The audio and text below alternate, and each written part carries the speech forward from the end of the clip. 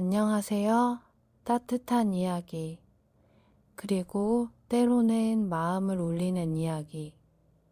주연의 라디오 사연입니다. 오늘은 잃어버린 세월 끝에서 다시 마주한 한 사람의 기적 같은 이야기를 들려드릴게요. 혹시 당신에게도 다시 만나고 싶은 누군가가 있나요? 구독과 좋아요로 다음 사연의 문을 함께 열어주세요. 서윤재, 58살, 중견 물류기업 할인 로지스틱스의 대표입니다. 그녀의 인생은 한때 산산이 부서진 적이 있었죠. 남편의 사업이 부도나면서 모든 걸 잃었습니다. 집도, 차도, 심지어 믿었던 사람들까지. 빚쟁이들이 집 앞에서 고함을 지르던 날, 윤재는 어린 아들의 손을 꼭 잡고 뒷문으로 빠져나왔습니다. 그날의 수치와 절망을 그녀는 평생 잊을 수 없을 거예요. 하지만 윤재는 무너지지 않았습니다. 아니, 무너질 수 없었습니다. 작은 배송 대행 일부터 시작해서 밤낮 없이 일했죠. 새벽 4시에 일어나 트럭을 몰고 저녁 10시가 넘어서야 집에 돌아왔습니다. 손에는 굳은 살이 박였고 얼굴에는 주름이 깊어졌지만 포기하지 않았어요. 15년이라는 시간 동안 쉬지 않고 달려왔고 결국 중견 물류기업의 대표 자리까지 올랐습니다. 그런데 요즘 들어 몸이 예전 같지 않았어요. 아침에 일어나면 허리가 뻐근하고 장시간 운전을 하면 손목이 저렸습니다. 어깨도 자주 결렸죠. 50대 후반. 이제 나이를 인정해야 할 때가 온 거였습니다. 결국 그녀는 결심했죠. 새 운전기사를 고용하기로요. 면접에 온 청년의 이름은 민도현. 31살. 이력서는 간단했습니다. 특별한 경력도 없었고 운전 관련 자격증 몇 개가 전부였죠.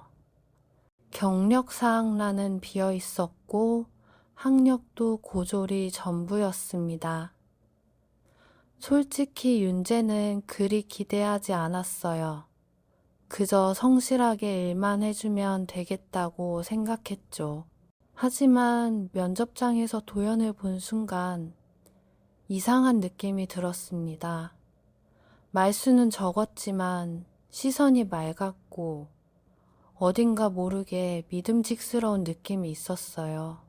그리고 무엇보다 그의 눈빛이 묘하게 익숙했습니다. 언제부터 출근 가능하세요? 내일부터도 괜찮습니다.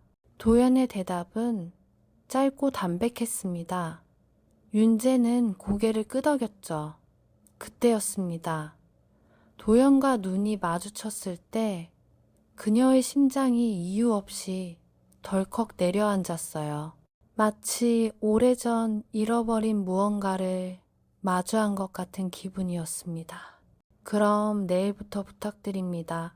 윤재는 악수를 건넸고 도연은 조용히 그 손을 맞잡았습니다.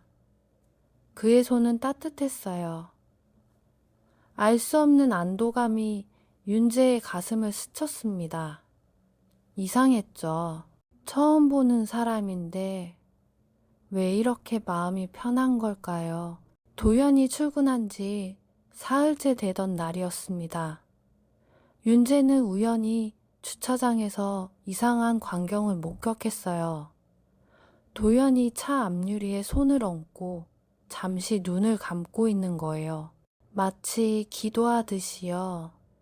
입술이 미세하게 움직이는 걸 보니 뭔가 중얼거리고 있는 것 같았습니다. 뭐 하는 거예요? 윤재가 물었습니다. 도연은 놀란 듯 고개를 돌렸고 약간 민망한 표정을 지었죠. 마치 비밀스러운 습관을 들킨 아이 같았어요. 아, 그냥 차한테 인사하는 겁니다. 차한테 인사요? 네, 차도 인사받으면 덜 고장난다던데요. 어릴 때 누군가한테 들은 것 같아서요. 좀 우스운 습관이죠. 윤재는 피식 웃었습니다. 귀여운 미신이라고 생각했죠. 하지만 그 순간 그녀의 웃음이 멈췄습니다.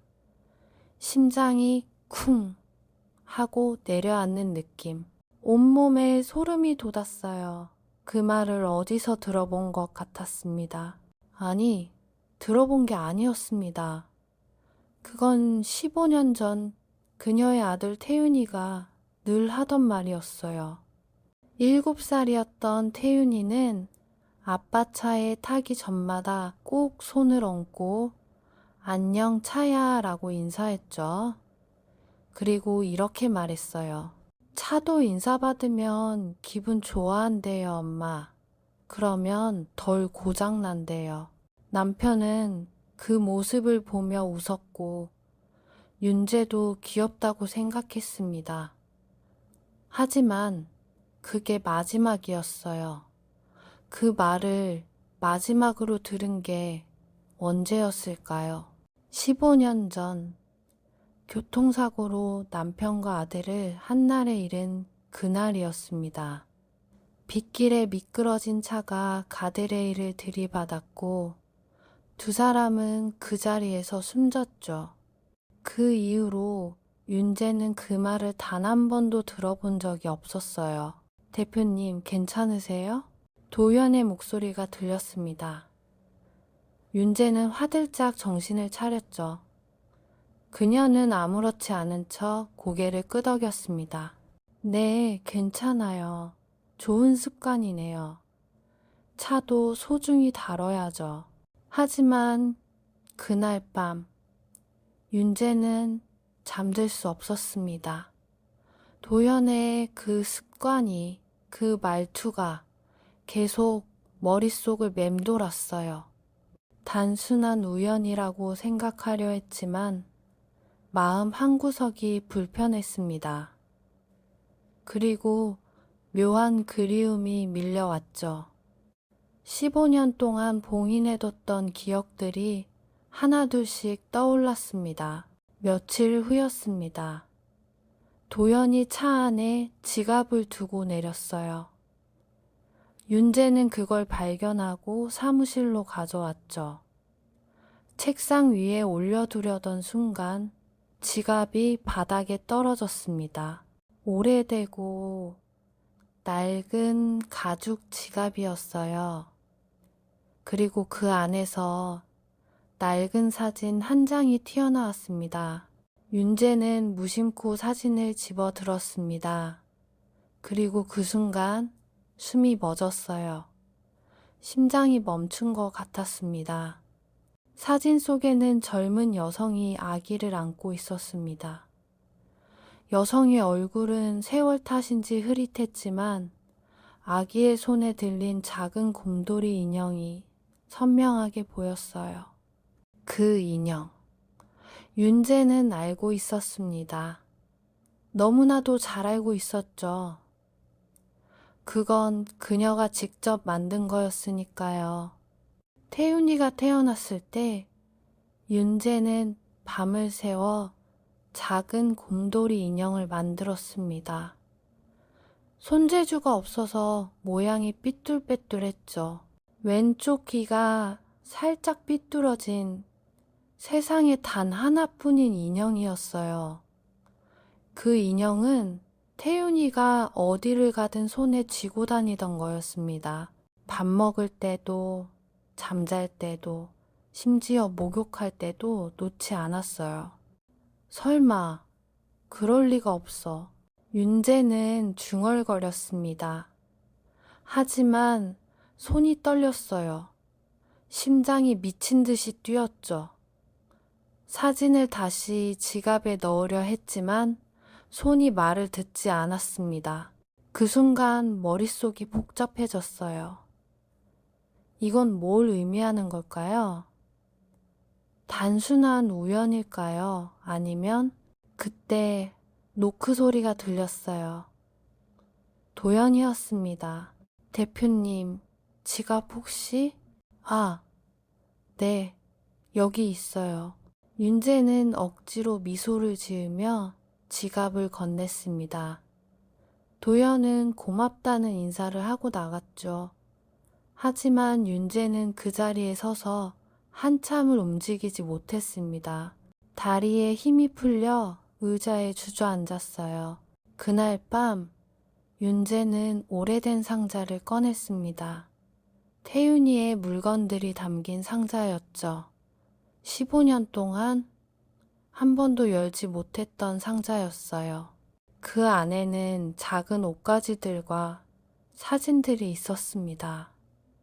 손때 묻은 장난감들도 있었죠. 그리고 그녀는 찾았습니다. 그 곰돌이 인형의 사진을요. 똑같았습니다. 왼쪽 귀가 삐뚤어진 것까지, 배에 달린 작은 단추까지 완벽하게 일치했어요. 윤재는 더 이상 참을 수 없었습니다. 다음 날 아침, 그녀는 인사팀 과장을 불렀어요. 15년을 함께 일한 베테랑 직원이었죠. 민도현 씨 인적사항 좀 다시 확인해 주실래요? 자세하게요. 네? 무슨 문제라도 있습니까? 아니에요. 그냥 확인 차원에서요. 혹시 빠뜨린 부분이 있을까 싶어서요. 과장은 고개를 갸웃했지만 곧 자료를 가져왔습니다. 하지만 거기엔 이상한 점이 많았어요. 도연의 출생지로 기재된 곳은 해솔원이라는 고아원이었는데 그곳은 10년 전 폐쇄됐다고 했습니다. 그리고 과거 기록은 모두 화재로 소실됐다고요. 화재요? 네, 10년 전 큰 화재가 있었답니다. 건물이 거의 전소됐대요. 그래서 자세한 기록은 없고 남아있는 게 거의 없다고 하더라고요. 윤재는 고개를 끄덕였지만 의심은 더 커졌습니다. 너무 석연치 않았어요. 기록이 없다는 게 너무 깔끔했습니다. 그녀는 결심했죠. 15년 전 그 사고를 담당했던 교통경찰을 찾아가기로요. 정기석 경감. 지금은 은퇴했지만 당시 사고 현장을 직접 조사했던 사람입니다. 윤재는 그의 연락처를 수소문 끝에 알아냈고 직접 찾아갔어요. 작은 아파트 단지의 1층 상가에서 조그만 카페를 운영하고 있었습니다. 윤재 씨, 오랜만이네요. 기석은 놀란 표정으로 그녀를 맞았습니다. 커피를 내오며 조심스럽게 물었죠. 무슨 일로 오셨어요? 경감님, 그날 정말 제 아들의 시신도 발견된 건가요? 윤재는 떨리는 목소리로 물었습니다. 기석은 한참을 말없이 윤재를 바라보더니 천천히 고개를 저었습니다. 대표님, 사실은 말이죠. 그의 목소리는 무거웠어요. 그날 차량에서 발견된 건 남편분의 시신뿐이었습니다. 아드님의 행방은 끝내 확인되지 않았어요. 차 밖으로 튕겨나갔을 거라 추정했지만 주변을 다 뒤져도 흔적이 없었습니다. 강으로 떨어졌을 가능성도 있었고요. 저희도 이상하게 생각했지만 결국 실종으로 처리됐습니다. 당시에는 그렇게 알려드리는 게 나을 거라 판단했어요. 윤재는 그 자리에서 얼어붙었습니다. 15년 동안 그녀가 믿어왔던 모든 게 흔들리는 순간이었어요. 그럼 제 아들은 살아있을 수도 있다는 건가요? 가능성은 있습니다. 하지만 15년이 지났으니 확신할 수는 없죠. 윤재는 회사에서도 집중할 수 없었습니다. 도연의 모든 행동이 의심스러웠어요. 그의 말투, 손버릇, 심지어 걷는 모습까지 너무 닮아 있었습니다. 태윤이와요. 어느 날 점심시간 도연이 구내식당에서 밥을 먹는 걸 봤어요. 그는 밥을 먹을 때 국을 먼저 한 숟가락 떠먹고 그 다음 밥을 먹었습니다. 태윤이도 그랬었죠. 국부터 먹어야 목이 안 메어요, 엄마. 그렇게 말하며 늘 국을 먼저 먹었어요. 또 어느 날은 도연이 커피를 마시다가 컵을 놓는 걸 봤어요. 컵을 놓을 때 꼭 2번 톡톡 두드리는 습관. 태윤이도 그랬었죠. 우유를 다 마시고 나면 컵을 톡톡 두드렸어요. 왜 그러는 거야? 태윤아? 고맙다고요, 엄마. 컵한테 맛있게 마셨으니까요. 그 기억이 선명하게 떠올랐습니다. 윤재는 더 이상 견딜 수 없었어요. 우연치고는 너무 많았습니다. 이건 분명 뭔가 있는 거예요. 그녀는 결심했습니다. 확실히 알아야 한다고요. 며칠 후 윤재는 병원을 찾아갔습니다. 유전자 검사를 의뢰하기 위해서였죠. 도연이 사용한 머그컵에서 채취한 시료와 자신의 시료를 제출했어요. 손이 떨렸지만 해야 할 일이었습니다. 결과는 일주일 정도 걸립니다. 의사의 말에 윤재는 고개를 끄덕였습니다. 하지만 그 일주일이 1년처럼 느껴졌어요. 매일 밤 잠들지 못했죠. 창가에 앉아 과거를 되새겼습니다. 태윤이의 웃음소리, 작은 손, 제잘거리던 목소리, 모든 게 생생하게 떠올랐어요. 만약 네가 정말 태윤이라면 왜 돌아오지 않았을까? 왜 아무 말도 하지 않는 걸까? 날 기억하지 못하는 걸까? 그녀는 혼자 중얼거렸습니다. 하지만 답은 없었어요. 다만 시간만 흘러갈 뿐이었죠. 회사 일도 손에 잡히지 않았습니다. 직원들이 걱정스러운 눈으로 그녀를 바라봤지만 윤재는 아무 말도 할 수 없었어요. 드디어 일주일이 지났습니다. 윤재는 떨리는 손으로 병원에서 봉투를 받았어요. 그리고 주차장 차 안에서 혼자 그 안의 종이를 펼쳤습니다. 결과지는 단 한 줄로 윤재의 세상을 뒤흔들었습니다. 모자 관계 99, 0.87% 일치. 윤재는 그 자리에 주저앉았어요. 차 안에서 울음을 터뜨렸습니다. 울지도 웃지도 못할 것 같았는데 결국 눈물이 쏟아졌어요. 모든 감정이 뒤섞여 숨이 막혔죠. 기쁨, 슬픔, 분노, 안도, 그리움, 그 모든 게 한꺼번에 밀려왔습니다. 태윤아, 정말 네가 살아있었구나. 그녀는 떨리는 목소리로 아들의 이름을 불렀어요. 15년 만이었습니다. 15년 동안 무덤 앞에서만 부르던 이름을 이제는 살아있는 아들에게 부를 수 있게 된 거예요. 한참을 울고 나서야 윤재는 정신을 차렸습니다. 그녀는 거울을 보며 눈물을 닦았어요. 이제 어떻게 해야 할까요? 도현에게 말해야 할까요? 하지만 어떻게 말하죠? 당신은 제 아들이에요 라고? 믿을까요? 다음 날, 윤재는 도연을 사무실로 불렀습니다. 밤새 고민한 끝에 내린 결정이었어요. 숨길 수 없었습니다. 알려야 했죠. 도연은 평소처럼 조용히 들어왔어요. 대표님, 부르셨습니까? 앉으세요.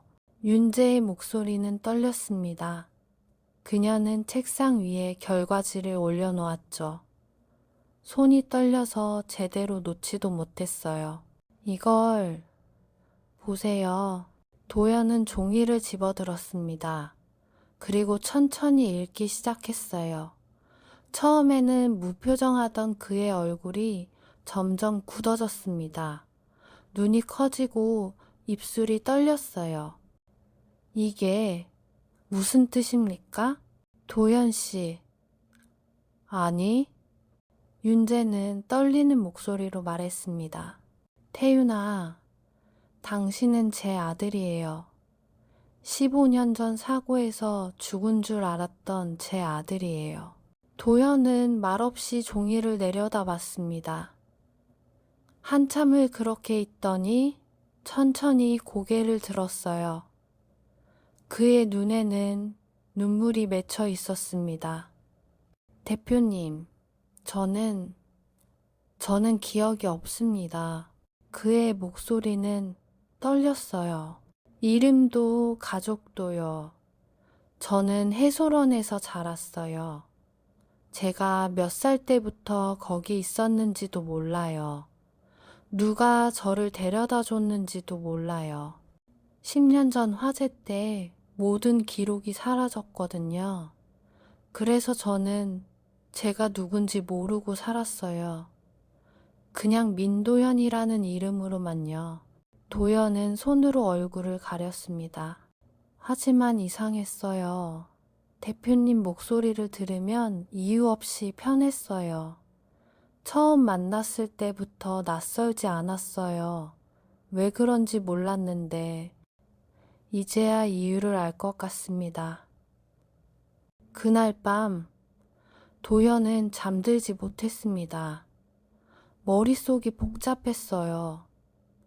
유전자 검사 결과는 거짓말을 하지 않았지만 그는 여전히 기억할 수 없었죠. 어머니라는 사람을, 자신의 과거를요. 고아원 생활만 어렴풋이 기억날 뿐이었어요. 다른 아이들과 함께 밥을 먹고 함께 자고 함께 놀던 기억. 하지만 그 이전의 기억은 없었습니다. 완전히 백지였죠. 원장 선생님께 물어봐도 네가 5살쯤 됐을 때 누군가 문 앞에 두고 갔다는 말뿐이었어요. 하지만 그날 밤 꿈을 꿨습니다. 지금껏 꿔본 적 없는 꿈이었어요. 어두운 차 아니었어요. 빗소리가 들렸고 천둥 소리가 요란했죠. 그리고 누군가의 비명소리가 들렸습니다. 여자의 목소리였어요. 누군가의 이름을 부르는 그 목소리는 절규에 가까웠습니다. 도연은 꿈속에서도 가슴이 미어지는 것 같았어요. 그 목소리, 윤재의 목소리였습니다. 차창 너머로 보이는 여인의 얼굴, 비에 젖어 번진 화장, 그리고 그 얼굴이 점점 멀어지는 장면. 엄마, 엄마, 어린 목소리가 들렸어요.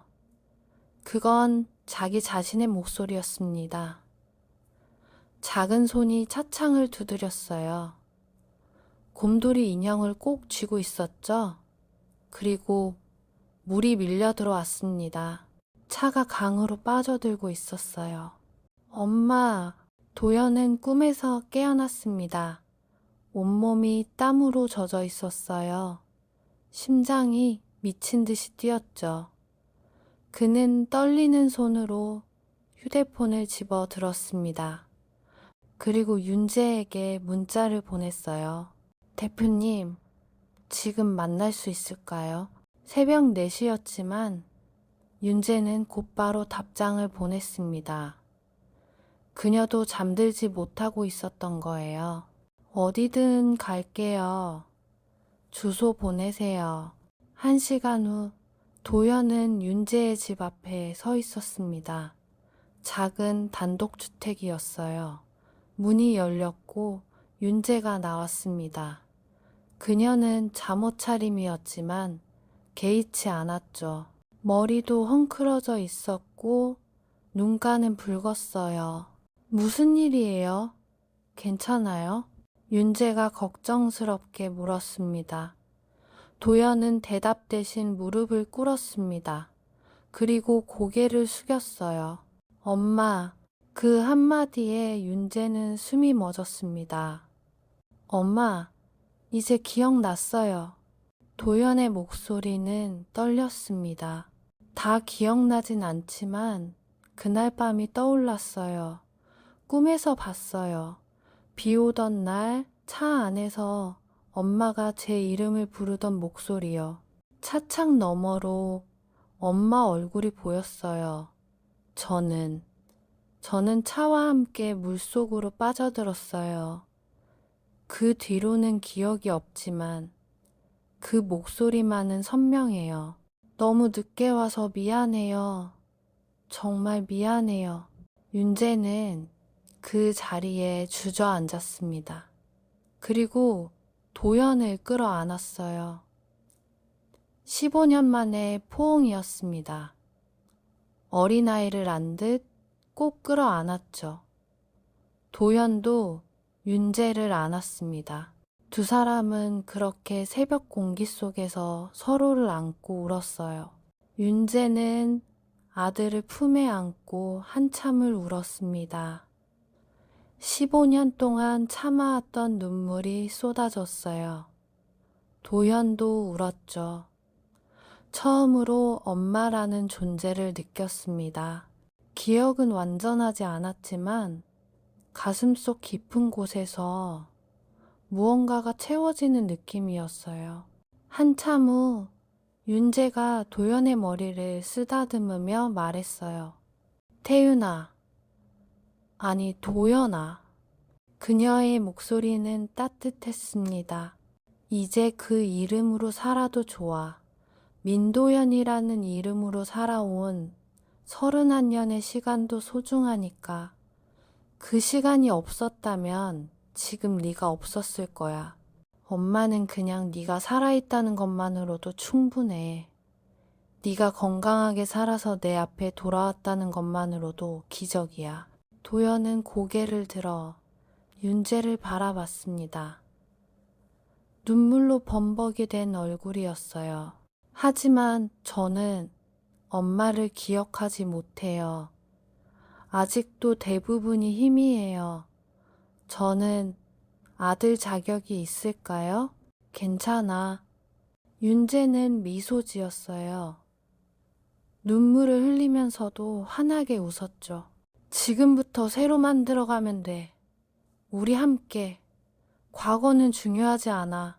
중요한 건 지금이고 앞으로야. 우리에게는 시간이 있어. 천천히, 아주 천천히 함께 가는 거야. 그날 이후 두 사람은 조금씩 가까워졌습니다.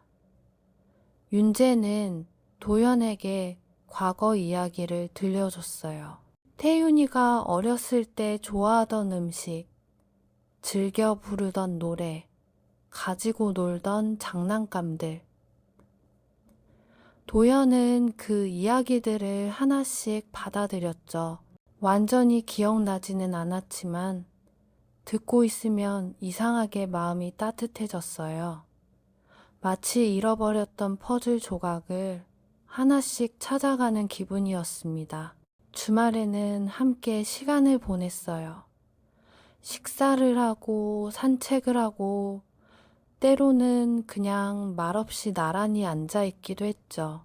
윤재는 아들이 좋아할 만한 음식을 만들었고 도현은 그걸 맛있게 먹었습니다.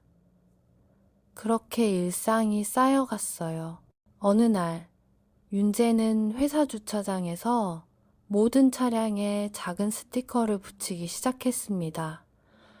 직원들이 출근하면서 하나씩 발견했죠. 거기엔 이렇게 쓰여 있었어요. 차도 인사받으면 기분이 좋아진다. 직원들은 의아해했지만 곧 그 의미를 알게 됐죠. 대표님의 아들이 돌아왔다는 소식은 회사 전체에 퍼졌고 모두가 축하했습니다. 그 스티커는 단순한 구호가 아니었어요. 모자가 다시 만난 기적의 증표였고 두 번째 인사였습니다. 도연은 여전히 윤재의 운전기사로 일했어요.